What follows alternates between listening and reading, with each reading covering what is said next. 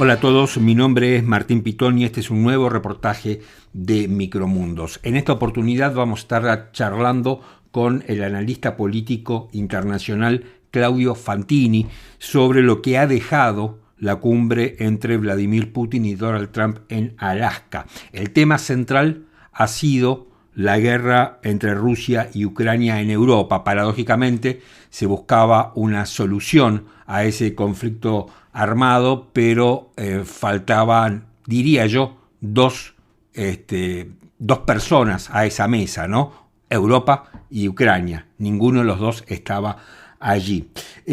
Creo que esa cumbre ha dejado más ruido que resultados. Hubo 3 horas de reunión, mucha escenografía, pero no hemos escuchado ningún acuerdo concreto. No se anunció un alto el fuego en Ucrania como pedía el presidente Trump durante su viaje de Washington a Alaska. No hubo compromisos sobre seguridad ni se habló de sanciones. Da la impresión que fue una cumbre más diseñada para la foto. Hay ganadores y perdedores en esta cumbre. Eso es lo que deja esta cumbre. Bueno, veremos. Hay muchos que dicen Putin obtuvo lo que buscaba, ¿no?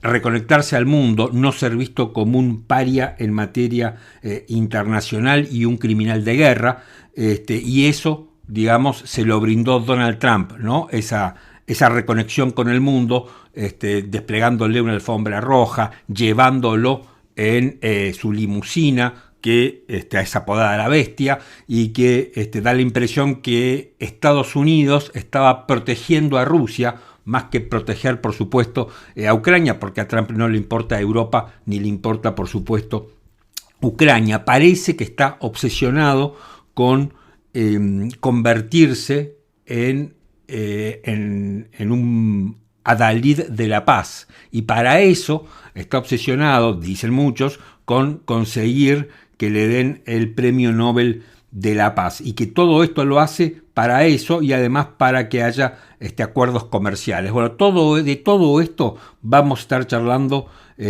con Claudio Fantini. A mí me parece que la perdedora acá, más allá de todo lo que vamos a charlar, por el momento es Ucrania y es Europa, claramente. Y además vamos a estar charlando con Claudio acerca de otro tema que me parece a mí que los medios más importantes están olvidando y que me parece que también, esto es una especulación, pudo haber sido materia de conversación en la mesa de Alaska, y esto es Venezuela. Rusia y Venezuela tienen una unión estratégica, comercial y militar. Desde el año 2005 hasta ahora, Venezuela le ha comprado material militar a Rusia, aviones, tanques, etcétera, por $11.000 millones. Desde hace unos 10 días, el gobierno de los Estados Unidos está desplegando 4.000 Marines, está desplegando buques militares en el área del Caribe. Muchos lo que dicen es que este es el primer paso para hacer un asalto en Venezuela y derrocar a Nicolás Maduro. Rusia ha proyectado su poderío político, geoestratégico y militar en el Caribe gracias a la alianza con Venezuela.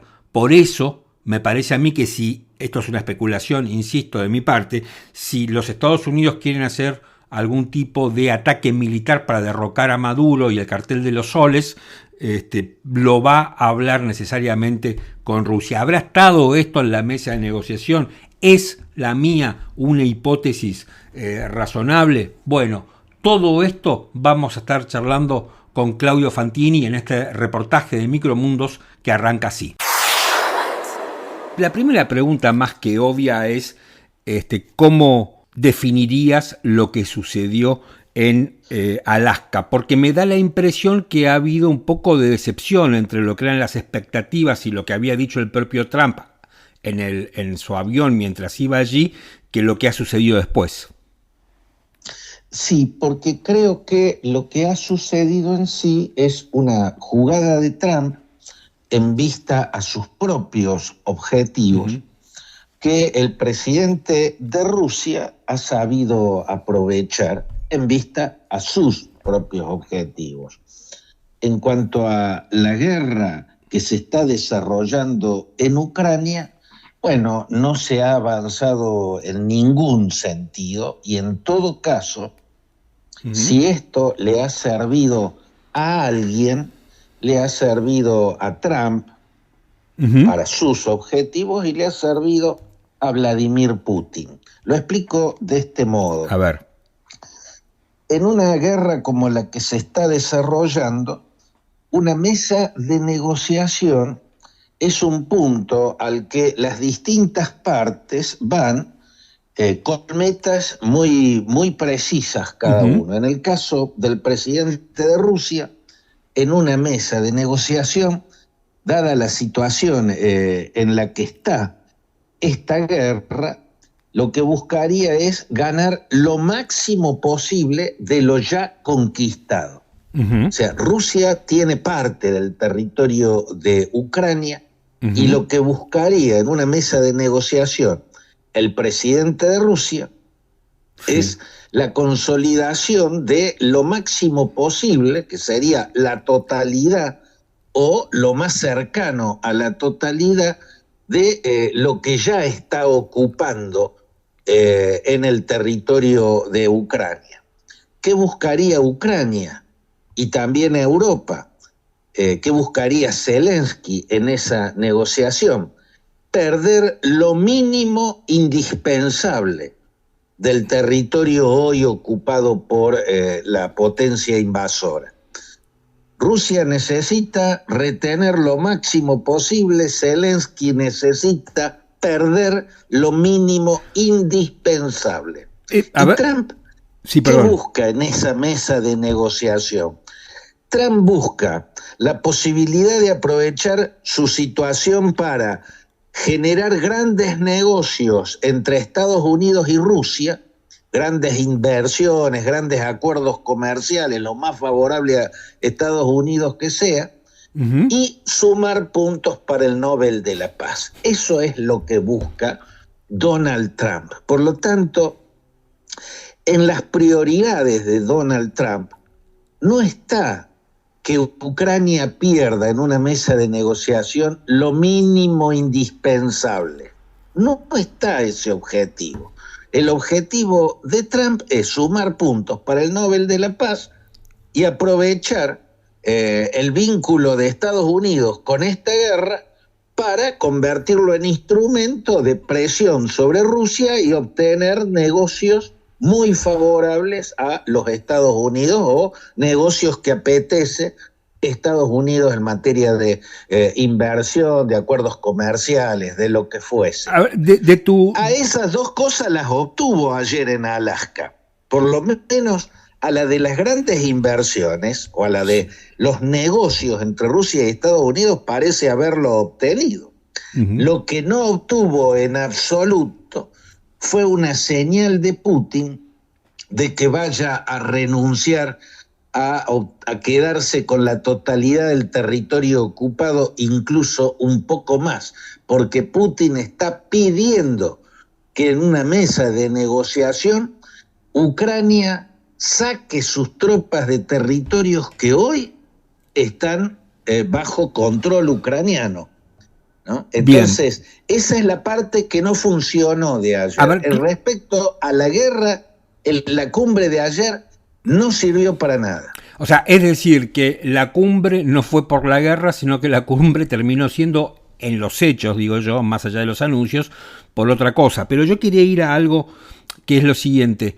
De tu respuesta se desprendería que tarde o temprano el fin de la guerra entre Ucrania y Rusia, independientemente de cuándo sea y bajo qué circunstancias, inexorablemente Ucrania va a perder territorio y Rusia ganaría territorio. Después podemos ver en cuánto. Y yendo a la cumbre de ayer, Trump había anunciado, había dicho a los periodistas que iban en el Air Force One que si de la cumbre no salía con algún grado de cese el fuego, él se iba a volver de Alaska poco feliz o no feliz. ¿Esto no implica en cierta medida una derrota para Trump? No, tendría que haberse vuelto poco feliz, como dijo, que ocurriría. Porque en materia de la guerra no obtuvo absolutamente nada. En sus prioridades no existía obtener algo. Trump dijo que las consecuencias serían muy graves si Putin no cedía posiciones en la cuestión Ucrania, porque en una reunión virtual a Europa se le vino encima. O sea, después de que Trump anuncia con bombos y platillos que iba a haber esta cumbre en Alaska, Europa y Ucrania en primera línea presionan a Trump para que haya por lo menos entre Trump y Europa una reunión virtual. La reunión virtual se hace un par de días antes de la cumbre en Alaska, se hace esa reunión virtual. Y ahí Europa y Ucrania le dejan en claro a Trump que tal como está planteada, esa cumbre en sí misma, favorece a Vladimir Putin. La cumbre en sí misma implica una ventaja para Putin, así como estaba planteada. Se lo dicen en esa reunión virtual y en base a eso es que Trump primero se compromete ante los otros presentes en la reunión virtual a ejercer una presión efectiva sobre Putin, y ahí después dice la frase que dijo, pero que le salió más de compromiso, no estaba en su actitud original. Lo digo de este modo. Sí.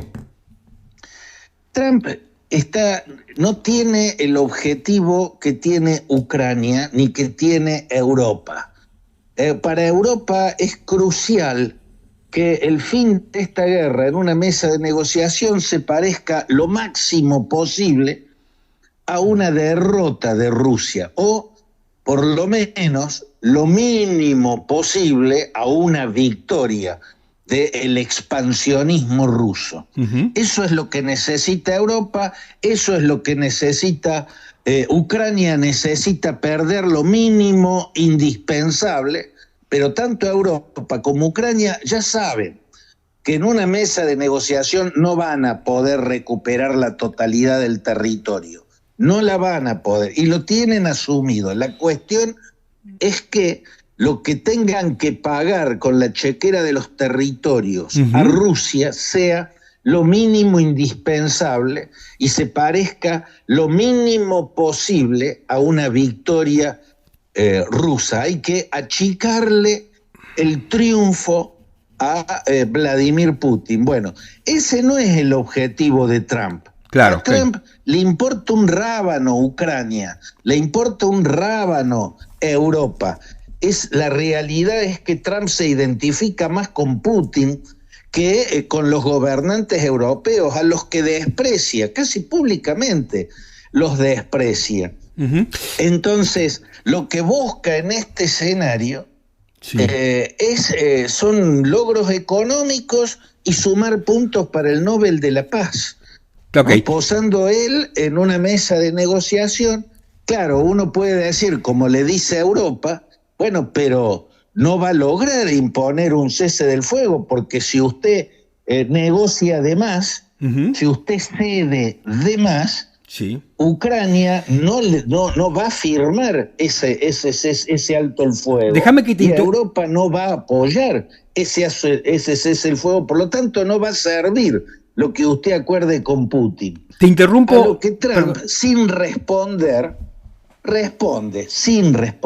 responde. Bueno, que no firmen y que se hagan cargo, porque Estados Unidos le va a cortar el suministro de armamentos, que ya se lo redujo dramáticamente, se ha perdido territorio desde hace casi un año, ha venido perdiendo y ha venido avanzando Rusia. No son avances muy significativos, pero el único que ha avanzado en el campo de batalla en el último año y medio, diría yo, es Rusia, y Ucrania va retrocediendo, y eso es porque Trump le redujo al mínimo y por momentos cortó totalmente el suministro de armamentos y de municiones. Claudio, sin el suministro norteamericano tal como era en los tiempos de Biden, Ucrania no puede sostenerse en esa guerra. Por lo tanto, lo que Trump le dice a Ucrania es: o aceptas la tregua, que el alto el fuego que logre yo, o arréglate solo. Bien, Claudio, a ver, entiendo esa postura y al mismo tiempo me pregunto, frente a un posible fin de la guerra de la forma en que vos lo estás imaginando y que muchos expertos también lo imaginan, que sería una especie de solución a la coreana,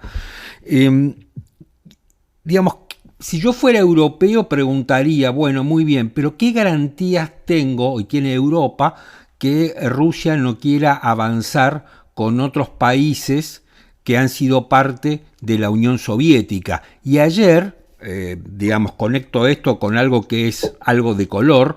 El canciller ruso tenía un buzo de que decía la Unión Soviética, ¿no? Exactamente, sí. Esa camiseta. Y yo sé que en este tipo en ruso exactamente, en este tipo de encuentros nada es casual y nada puede pasar inadvertido. ¿Cómo lo ves vos esto? Está claro, está absolutamente claro que de la magnitud de la victoria que obtenga Putin depende la magnitud del riesgo que van a tener otras ex repúblicas soviéticas, empezando por Moldavia. Moldavia ya tiene una parte de su territorio separado de hecho, ¿no? El Transdniester o la Transnistria, como la llaman los rusos. Esa es un territorio limítrofe con Ucrania, donde la mayoría de la población es rusohablante o rusófona. Y esa parte del territorio moldavo se escindió de hecho y solo tiene el apoyo de Rusia.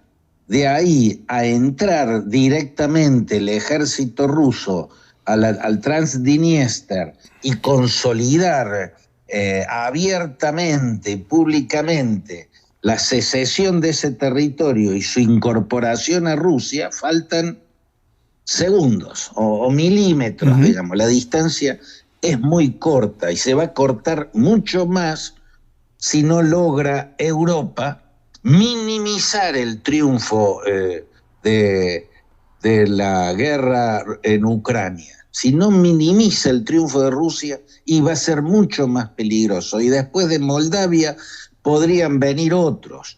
Podría venir Lituania, Letonia, Estonia. Está bien, esos tres países, los bálticos, fueron parte de la Unión Soviética, pero hoy ya son partes de la OTAN. Claro. No le cortaron el ingreso a la OTAN, digamos, ya sería tarde para que Rusia busque anexionarla o conquistar aunque sea una parte del territorio de Lituania, por ejemplo. Sin embargo, Trump mediante, esa posibilidad existe, porque Trump tiene claramente entre los objetivos la salida de Estados Unidos de la OTAN.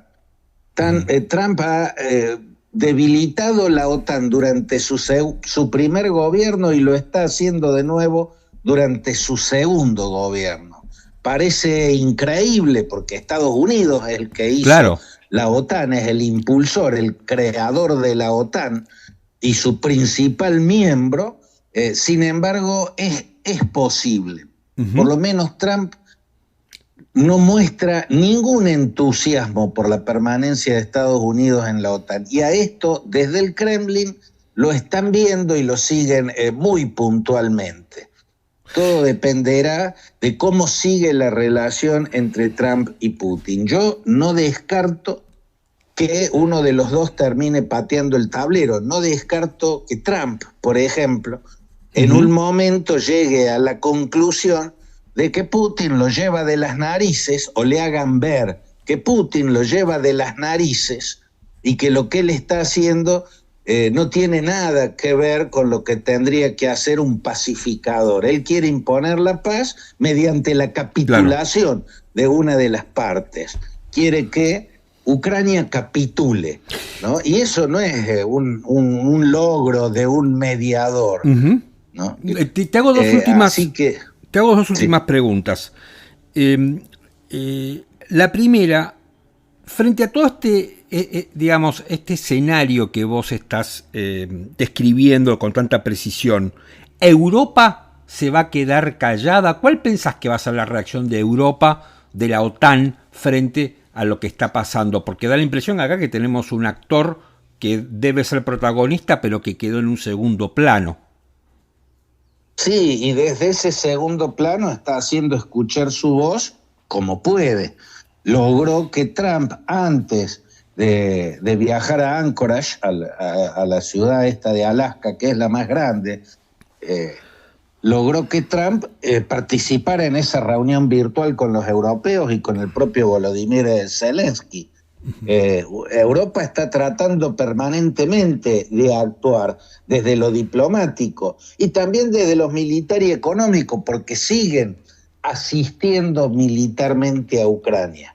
Ahora, en la asistencia militar a Ucrania, como proveedores de armamentos y municiones, el principal es Estados Unidos. O sea, si Estados Unidos sigue cortando su aporte a Ucrania y Ucrania se debilita, como la vemos estar debilitándose desde hace por lo menos un año. O sea, la palabra determinante, la voz más fuerte, la tiene Donald Trump. Y entre los objetivos de Trump o entre sus prioridades no está las mismas prioridades que tienen Ucrania y que tiene Europa. Por lo tanto, ¿qué pasaría si fracasa absolutamente y de forma muy vistosa la iniciativa de Trump? Si eso fracasa tremendamente porque Europa y Ucrania consideran inaceptable lo que acuerde Estados Unidos con Rusia, bueno, ahí Europa tendrá que empezar a pensar que la ayuda a Ucrania va a tener que ir más allá del aporte de armamentos. Y Europa hoy no está en condiciones militares de enfrentar a Rusia. Europa es económicamente mucho más fuerte que Rusia, pero muchísimo más fuerte. Pero en términos militares, sobre todo por una ventaja, pero es una ventaja crucial, los arsenales nucleares. Bueno, en ese terreno es mucho más poderosa Rusia. Así que Europa tiene que estar al mismo tiempo, por estas horas, pensando cómo empujar a Trump a que presione con el mayor éxito posible a Putin, haciéndolo resignar la máxima cantidad de objetivos posibles que Putin se ha planteado, y al mismo tiempo estar pensando qué hacer si la jugada de Trump no llega a ningún lado o a ningún punto mínimamente aceptable para Ucrania y también para Europa. Las dos cosas tienen que estar pensando con la misma intensidad los gobernantes europeos estos días. Te hago la última consulta. No sé si esto habrá estado ayer sobre la mesa entre Trump y Putin, pero desde hace unos 10 días los Estados Unidos están desplegando 4.000 Marines y creo que 3 buques de guerra, un portaaviones probablemente, en el ámbito del Caribe. Se dice que hay muchos que están diciendo que esto es una ofensiva que va a desembocar en el derrocamiento de Nicolás Maduro en Venezuela. Venezuela y Rusia son aliados estratégicos. Desde la época de Chávez, Rusia ha mostrado su fuerza en el Caribe gracias a esta alianza estratégica. Venezuela ha ofrecido petróleo para evadir las sanciones, ha comprado armas de Rusia. ¿Qué pensás de esto? No me extrañaría en absoluto que eso haya sido parte de lo hablado ayer. No me extrañaría en absoluto. Si fuese así, es una mala señal para Maduro, porque en la conferencia de prensa posterior lo que expresó Trump es que toda la cumbre anduvo bien, que hubo acuerdos muy, muy importantes, pero que en el único punto que no hubo avances es en la guerra de Ucrania. Por lo tanto, puede ser que haya habido acercamientos y eso va a implicar un canje, un intercambio de favores entre Rusia y Trump, o entre Putin y Trump. Putin acepta mirar para otro lado sin mover un dedo si hay un ataque norteamericano en Venezuela, y como contrapartida Trump sigue jugando como ha venido jugando hasta ahora, que en los hechos lo único que ha producido es el debilitamiento militar de Ucrania, por lo tanto ha puesto en ventaja en términos militares al ejército ruso que está ocupando territorios. Eso puede ser un intercambio. Bien. No me animo a poner las manos en el fuego, no tengo certeza total de que esas conversaciones se hayan dado. Sí. No me extrañaría que haya ocurrido, pero no es más que una opinión al voleo, ¿no? ¿Y ves un intento de derrocar a Maduro por la vía militar por parte de Estados Unidos? Bueno, sería raro. Sería raro porque lo que uno ve de Trump es tratar de evitar involucrarse en conflictos que se le puedan ir de las manos. Creo que lo haría si tuviese una certeza de que con un golpe lo derriba a Maduro, o sea, de que con un ataque puede alcanzar el objetivo. Posiblemente sea así, a mí no me consta, pero lo que me consta es que en materia de asesoramiento Trump no está rodeado por los mejores, ¿no? En esta oportunidad, a diferencia de su primer gobierno, en su primer gobierno sí estuvo asesorado por expertos en cada uno de los temas, pero se lo fue sacando de encima. Claro. Y en este gobierno directamente arrancó rodeado de obsecuentes, de aduladores de él. Entonces no sé qué tan buena información puede tener respecto a lo que ocurriría si hay un ataque a Venezuela. Imagino que tendrá que ser un ataque quirúrgico y que estaría apuntado a durar lo menos posible, logrando con una inmensa certeza el objetivo buscado, la caída de ese régimen calamitoso y dictatorial que es el que encabezan Maduro y Diosdado Cabello. Claudio Fantini, muchísimas gracias por esta charla. Ha sido un gusto, Martín. Un abrazo grande. Otro, hasta luego.